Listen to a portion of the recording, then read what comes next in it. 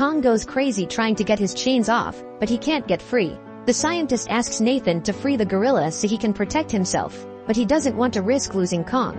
If that happened, the mission would go down the drain. The ships begin to bombard the rapidly approaching creature, but Godzilla splits the ships in half. Some planes also approach to bomb it, but the monster uses its tail to destroy them, as if they were insects. By this time, Kong was already enraged, but the chains were too thick and the gorilla couldn't pull them off. At this point, he is completely defenseless against the Supreme Kaiju's attacks. Godzilla approaches from underneath the ship and manages to turn it hull up. Both Kong and the crew are about to drown, but Nathan manages to reach the lever and free the gorilla from the chains. Just then, Godzilla approaches and Kong manages to punch him away. He then lifts the ship, saving all the crew. He climbs on the boat and rips off his collar, through which the sedatives were applied. The animal jumps from ship to ship and uses the planes as weapons to attack its opponent. The overpowered lizard climbs onto the ship and Kong punches him with all his might. However, the animal retaliates by punching the gorilla in the face, which ends up falling. But Kong soon gets up and knocks the king of monsters back into the sea. As his last resort, Kaiju unleashes his atomic breath and destroys the ship completely.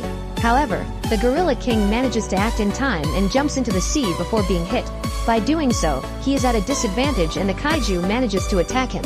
Kong gives the monster some kicks and tries to return to the surface, but Godzilla catches up and pulls him back to the bottom of the ocean. Eileen has an idea to help him.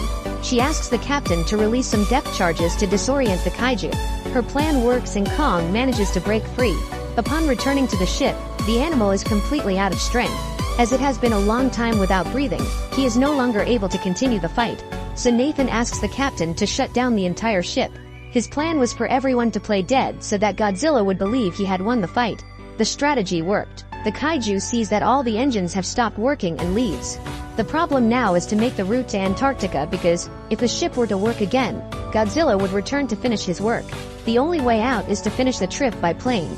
Meanwhile, Bernie, Madison and Josh begin their mission to break into Apex headquarters. The place was completely detonated after the attack and the trio manages to enter through a hole in the rubble.